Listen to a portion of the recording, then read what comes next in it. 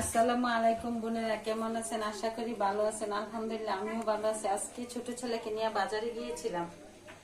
আনলাম আলু, ব্রয়লার মুরগি, পেঁয়াজ, ডিম, মটরশুঁটি, রসুন, শসা, ধনিয়া পাতা। শসাটার দাম আজকে একটু কমই আছে, তার জন্য শসা নিয়ে আসলাম।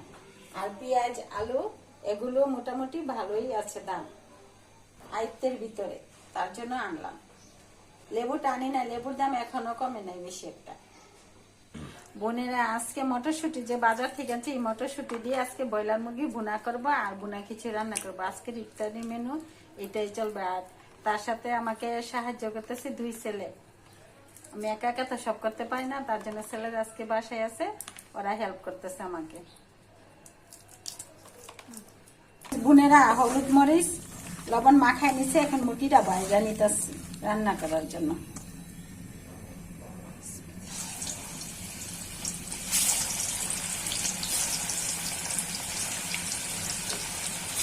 আর এই মুরগিটা আমার ছোট ছেলে বেশি পছন্দ করে। ব্রয়লার মুরগি হোক আর দেশি মুরগি হোক, আর মুরগি বেশি পছন্দ, মাংস জাতীয় জিনিস হোক বেশি পছন্দ। আর আজকে মটরশুঁটি দিয়ে মুরগিটা বোনা করবো বাচ্চা, অন্যরকম লাগে। ভাজা হয়ে যাক, মুরগিটা বাজা এসে উল্টাই দিই, এক পিঠ হয়ে গেছে।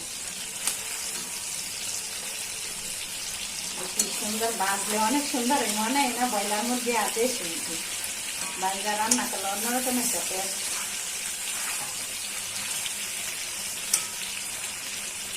ঠিক আছে, ভাজা হয়ে গেছে, সুন্দর ভাজা হয়ে গেছে। যে হলুদ মরিচ লবণ মাখাই দিচ্ছি না, ইচ্ছা করলে দিয়ে এমনিতেই খাওয়া দিব, সুন্দর করে ভাজা হয়েছে। আর মটরশুঁটিটা রান্না করলে তো তুলনাই নেই।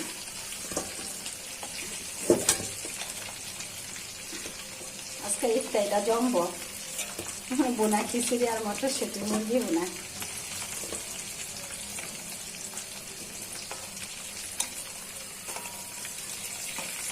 কড়কড়া করে ভাজা হয়েছে, এটা কি সুন্দর, কালারটা সুন্দর আসছে। এখন এগুলো দিয়ে দিই, এগুলো ভাজা হয়ে যায়।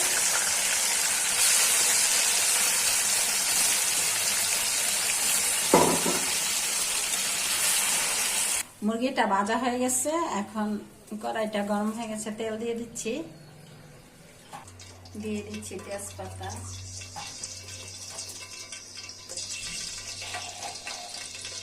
দারচিনি,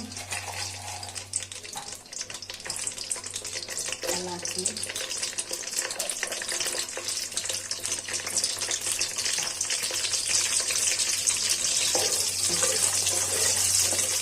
দিলে কি হয়, মশলা একটা তেল ভাজা সুন্দর হয়ে যায়। মশলাটা ভাজা হয়েছে, তেল দিয়ে ছেড়ে দিচ্ছি।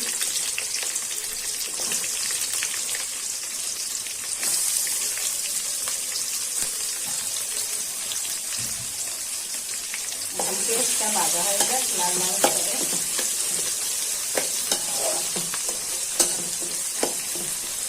পেঁয়াজগুলো লাল করে ভাজা হয়ে গেছে, এখন সাথে দিয়ে দিচ্ছি এই যে মটরশুঁটি। মটরশুঁটিটা আগে দিচ্ছি ভাজা হওয়ার জন্য। এখন একে একে মশলাগুলো দিয়ে দিব। এই যে আজকে তরতাজা মুরগি তো মটরশুঁটি দিয়ে রান্না করবো, তার জন্য মশলাটা বাইটা নিচ্ছি। নতুন রসুন দিয়ে দিচ্ছি, রসুন বাটা দিয়ে দিচ্ছি, পরিমাণ মতো আদা বাটা দিয়ে দিচ্ছি, পরিমাণ মতো জিরার গুঁড়া দিয়ে দিচ্ছি, হলুদের গুঁড়া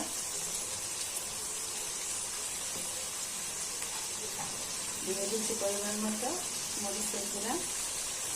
যে যেরকম খান, ব্রয়লার মুরগিতে একটু জাল দিলেই ভালো লাগে, একটু মরিচটা দিচ্ছি আজকে। দিয়ে দিচ্ছি স্বাদ মতো লবণ। এখন মটরশুঁটিগুলো মশলা দিয়ে কষাই নিয়ে ভালো করে কষানো হয়ে যাচ্ছে।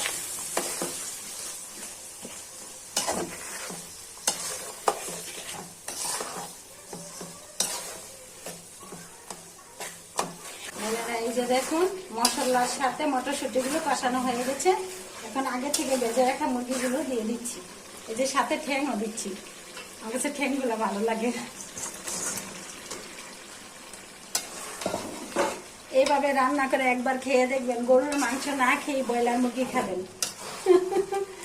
কারণ গরুর মাংস তো সবার স্বাদ দেখুলাই না যে খাওয়ার মতো, এত দাম গরুর মাংস। আর এই ব্রয়লার মুরগি এইভাবে রান্না করে খাইয়ে দেখবেন, অনেক স্বাদ, অনেক টেস্ট। এখন তো রুজা, টেস্ট করে আপনাদেরকে দেখাতে পারছি না, কিন্তু আশা করি ইনশাল্লাহ ভালো হবে।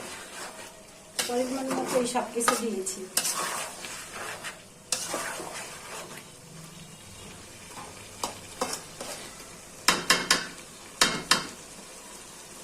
এখন রেখে দিচ্ছি, মুরগিটা সিদ্ধ হয়ে যায়।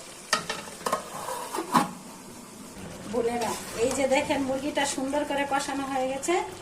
যেহেতু মুরগিটা আগে থেকে ভেজে রেখেছি, এখন একটু হালকা ঝোল দিয়ে দিচ্ছি। এটা তো বোনা তরকারি রান্না করবো, বেশি ঝোল দেবো না, সিদ্ধ হয়ে যাক ঠিক মতো।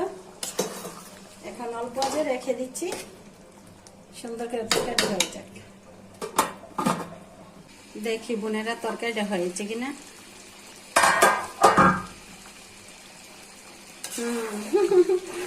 অনেক সুন্দর হয়েছে মাশাআল্লাহ,